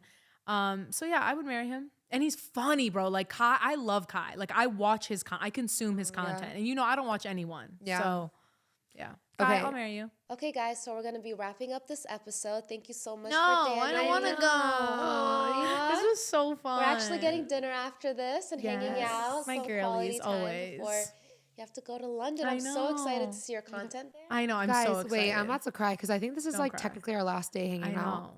But it's okay. It's okay. I'm Comment below London. if you guys want to see a What My Sis Said episode in London. Maybe What My Sis Said can link up in New York. Yes. Because you're going to come to New York for sure in September. 100%. So. Or in Ohio. Because literally, you guys, Ohio. where my family home is, it's like a 2-hour drive to NAZ'S home.